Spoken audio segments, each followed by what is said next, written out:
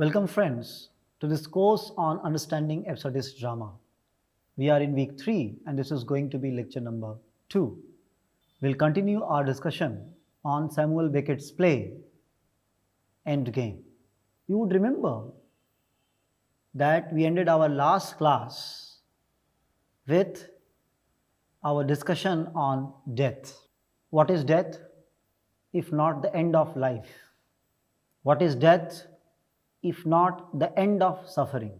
However, the more important question here is not death, rather how to confront this death which is inevitable, inescapable.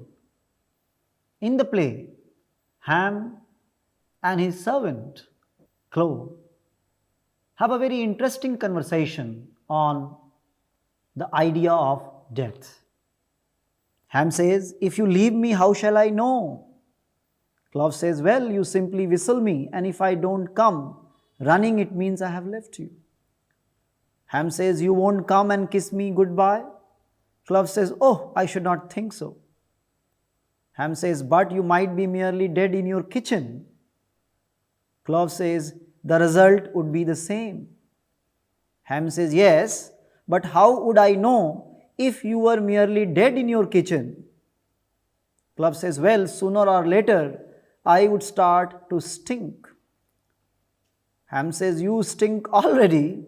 The whole place stinks of corpses." Clove says, "The whole universe." Ham says, "To hell with the universe." You all know that Endgame was written in the backdrop of World War II, and the play is set inside a room which resembles a bunker. Although Ham and Clove are safe inside, however, the outside world, they report, is already corpsed. Clove remarkably says that the entire universe, the whole universe is corpsed and it is stinking. Therefore, the question that Ham and Clove are raising is not the question of the death of an individual. It is a question of the collective death, the death of humanity, the end of the world. For them, death is something which cannot be avoided, which cannot be escaped. It is inevitable. As long as Clove comes when Ham whistles, Clove is alive. If Clove does not appear while Ham whistles, that implies death. This self-conscious awareness of death has a philosophical meaning. Leo Tolstoy, in his very famous work, The Death of Ivan Ilyich, writes, "Morning or night, Friday or Sunday made no difference. Everything was the same. The gnawing, excruciating, incessant pain, that awareness of life irrevocably passing but not yet gone, that dreadful, loathsome death, the only reality, relentlessly closing in on him, that same endless lie, what did days, weeks, or hours matter?" Both Beckett and Tolstoy suggest that death is imminent.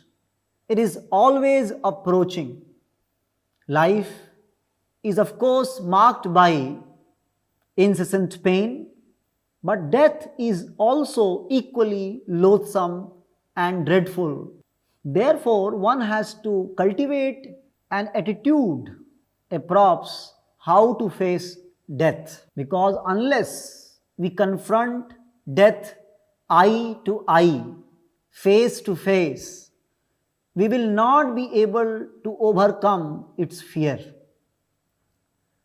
Martin Heidegger, one of the very famous Western philosophers, argues that If I take death into my life, acknowledge it, and face it squarely, I'll free myself from the anxiety of death and the pettiness of life. And only then will I be free to become myself. So Heidegger is very clear. For him, life is marked by pettiness, marked by triviality, marked by meaninglessness, nothingnessness, and death by the fear of the unknown, by the anxiety of the unknown that awaits on us, and we do not know what is to happen after we die. Heidegger says it arrives from somewhere. We do not know where from, but we know that it is approaching, whether fast or stealthily, we don't know. Heidegger presents two contrasting attitudes towards death. One is the person who avoids confronting death, shutting their eyes to the reality of nothingness. In sharp contrast is the individual who fully accepts their mortality and uses this awareness as motivation to pursue what truly matters with creativity and purpose. So one has to remember that either be oblivious to death and its existence, or we can confront it by saying that all human beings are mortal, I am mortal, and therefore I will also die, but as long as I am alive, let me do something meaningful, let me do something creative. And unless we become the latter, we cannot be free, we cannot become ourselves. Therefore, Heidegger, Tolstoy, Beckett, all of them are suggesting that this acknowledgement of human mortality is essential for self-knowledge, for self-revelation, for making our lives more meaningful.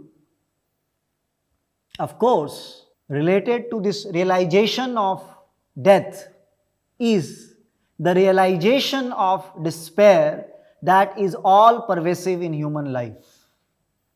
Ham in the play says, we are getting on.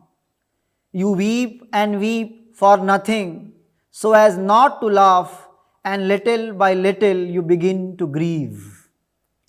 Use your head, can't you? Use your head. You are on earth. There is no cure for that. Moment upon moment, patterning down like the millet grains of that old Greek. And all life long you wait for that to mount up to a life. Oh, let us get it over. Now here Ham is clearly indicating that because human beings are born, they have to suffer. Ham says, you are on earth, there is no cure for that. There is no end to human suffering. You suffer because you are born. Although Ham is also saying that you must generate within yourself an absurdist awareness. What is this absurdist awareness? That you are weeping for nothing, that you are grieving for nothing. Even if you lose the most precious thing or person in your life, that has no greater meaning, that has no greater value.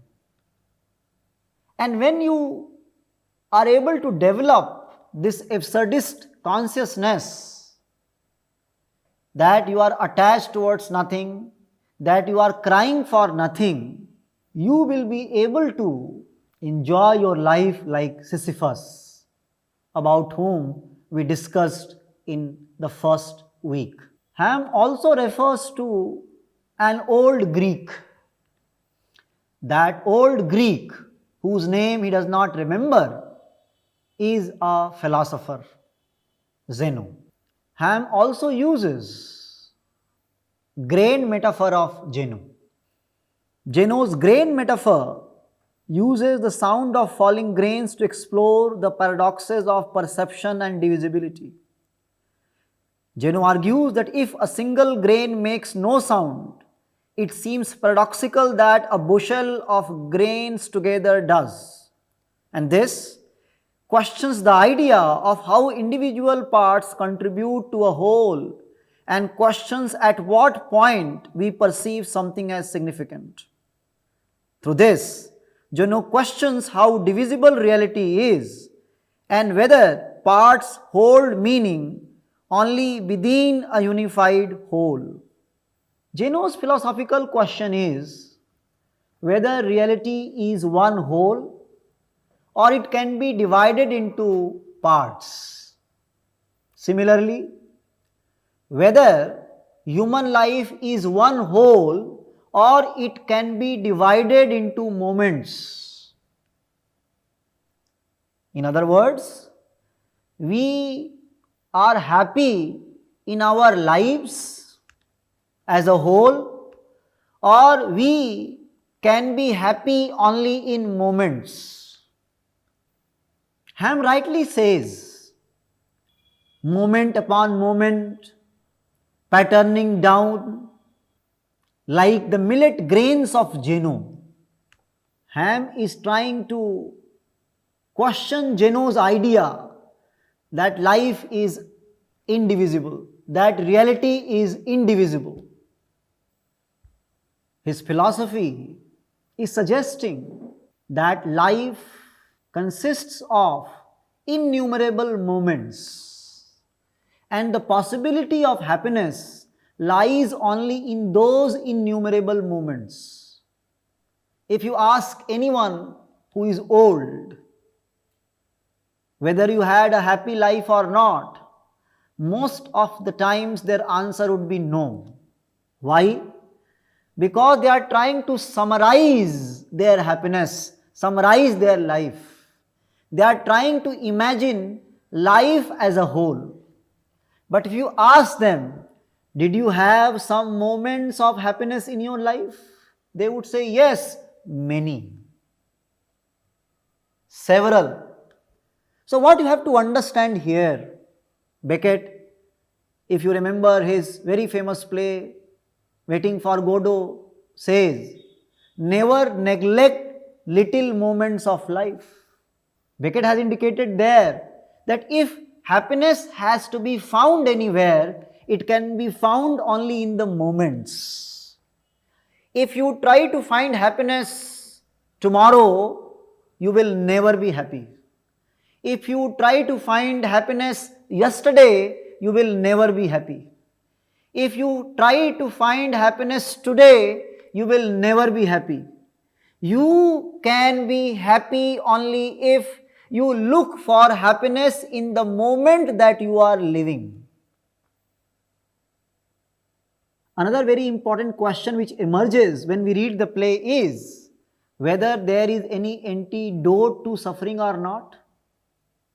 And if there is any, what is that?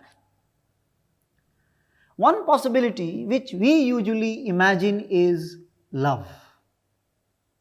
That love can minimize our suffering. That love can lessen our suffering. That love also has the possibility of erasing our suffering. In the play, the relationship between Nag and Nell, two elderly parents of Ham, offers some hope, some possibility of love. Although that possibility is also very bleak.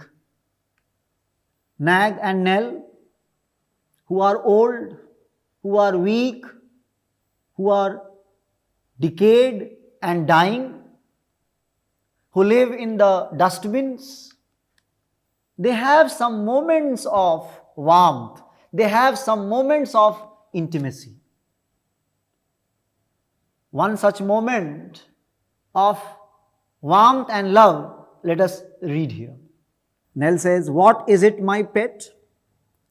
Time for love." Next is, "Were you asleep?" Nell says, "Oh no." Nag says, kiss me. Nell says, we can't. Nag says, try. Their heads strain towards each other, fail to meet, fall apart again. Then Nell says, why this farce day after day? Nag says, I have lost me tooth. Nell, when? Nag says, I had yesterday. Nell, yesterday? They turn painfully towards each other. Nag, can you see me? Nell says, hardly. And you? Nag, what? Nell, can you see me? Hardly.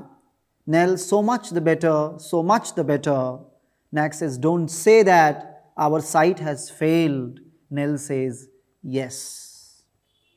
What one has to understand here is that when one is young, one seeks happiness through sex, through love, through physical intimacy. However, those moments of physical intimacy when one is young are short-lived, are temporary.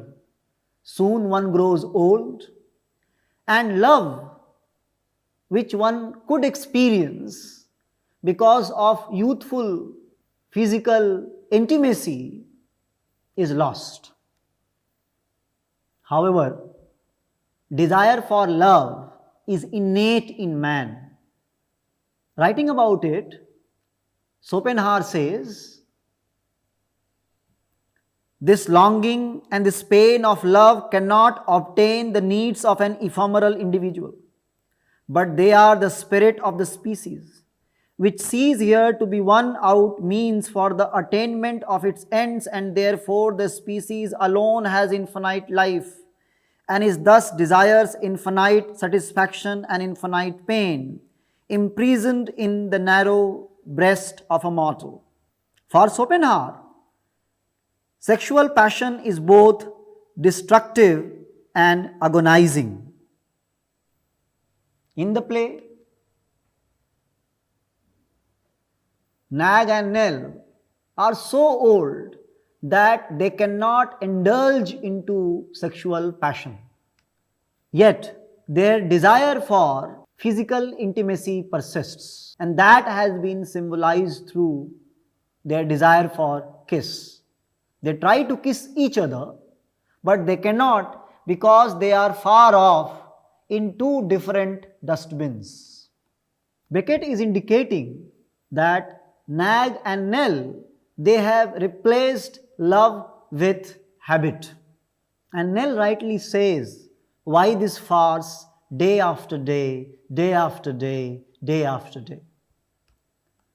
In fact, Ham also talks about destructive and agonizing aspect of love as sexual passion when he accuses his father of being a cursed progenitor.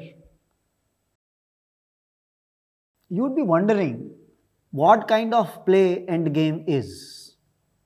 The world that Endgame presents is a very dark, dismal world, a nihilist world, a world which has only suffering, only misery. There is no possibility of hope. There is no possibility of happiness. The world which appears to us an irremediable exile. How can a man live in this world? Beckett, in this tragicomic play, is suggesting some antidote. And that antidote is laughter of the man. Voltaire said that heaven has given us two things to compensate us for the many miseries of life: sleep and hope. He might have added laughter to the list. Since the world of Beckett's play is without hope, laughter remains the only remedy. What is laughter? Kant says, Laughter is an affection arising from a strained expectation being suddenly reduced to nothing. Now, this definition of laughter given by Kant echoes absurdist philosophy.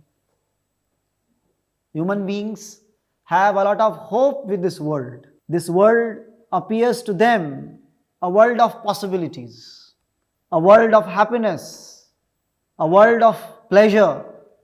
But as time passes and as human beings mature, they realize that the possibility of happiness in this world is a mirage, it is an illusion.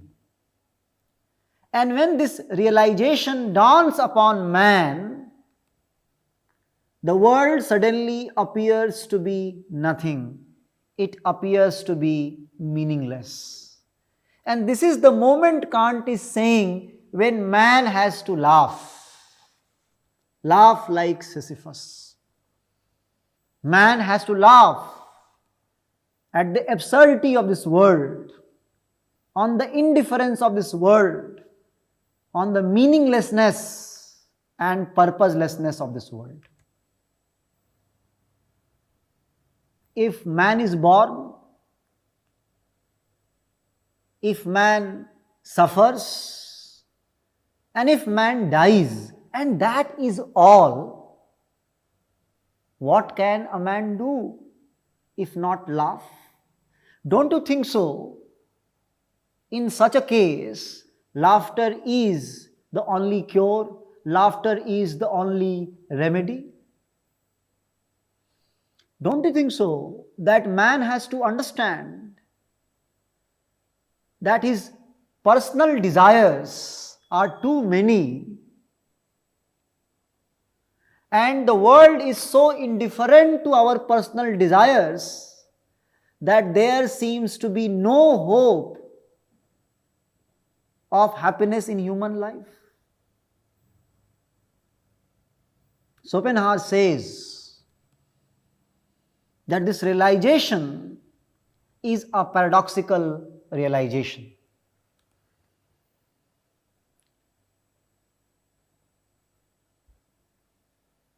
This paradoxical realization has been aptly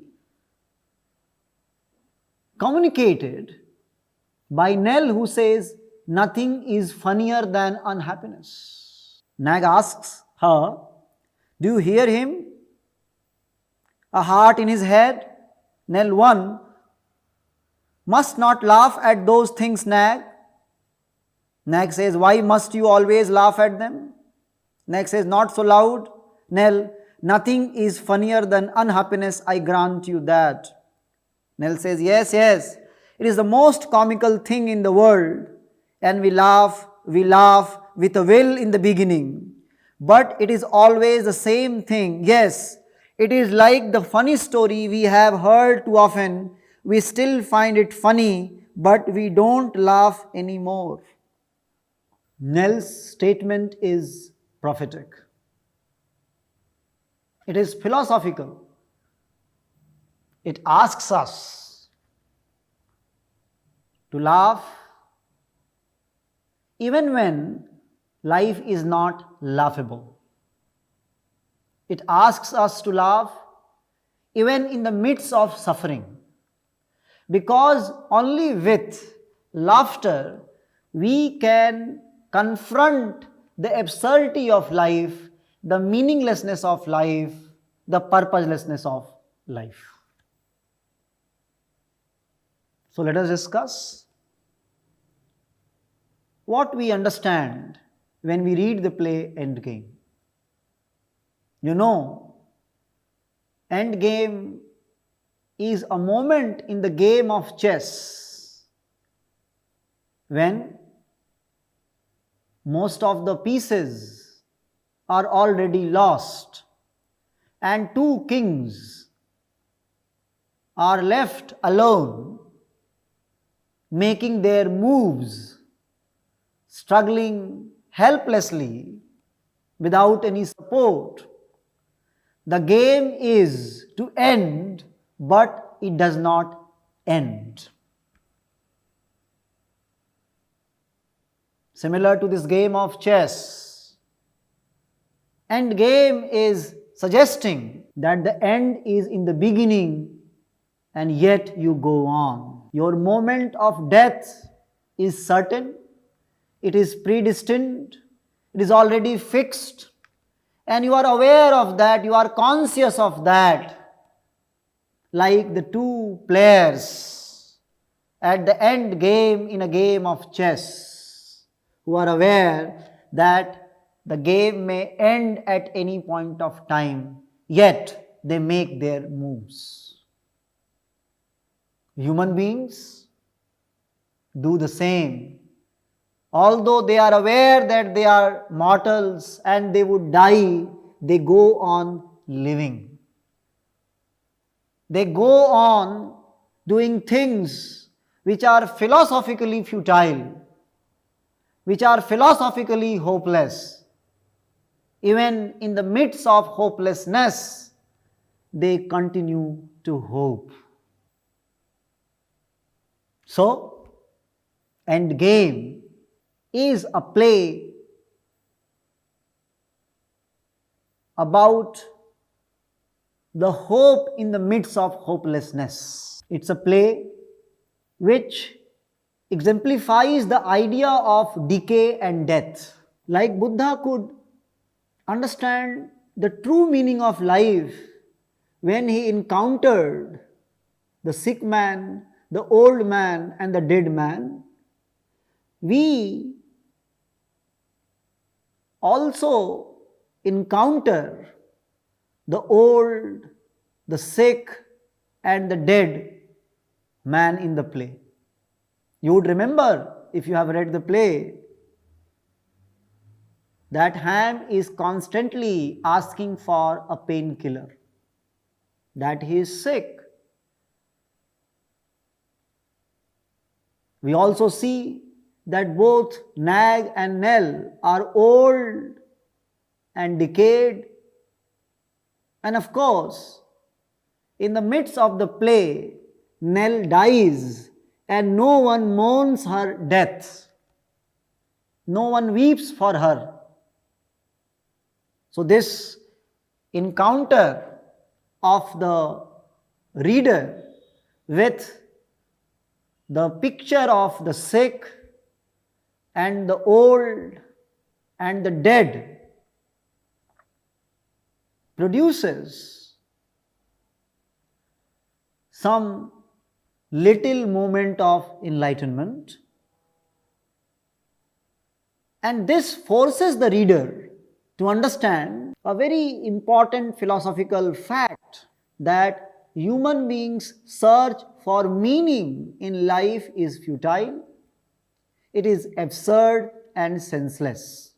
And unless human beings learn to say, to hell with universe, because this universe is indifferent to them, unless human beings understand the futility of life that they are leading, and yet they go on living, they cannot be enlightened. Many would argue that Endgame is a play filled with despair, filled with hopelessness, filled with absurdity and meaninglessness of life. But all this has a purpose. The purpose is to make human beings understand the inevitability of physical and psychological decay and death. Yet, Beckett has purposefully intermingled humor and pathos, laughter and sorrow, tragic and comic, so that readers have a better perspective on human life and its nature. All the characters are trapped in their existence. Ham, bound by his blindness and paralysis to his wheelchair, nag and nail to their dustbin, Clove with his incapacity to sit and rest. The play provides us with a hope, and that hope is understanding. Understanding our entrapment, our imprisonment, our exile on this earth, understanding that we are on this earth and there is no cure for it. Beckett's play is about endgame. It is about entropy. It is about disintegration. And Beckett wants us to understand this disintegration of human body and the world. Thank you, friends. We'll discuss the next play by Beckett in our next class.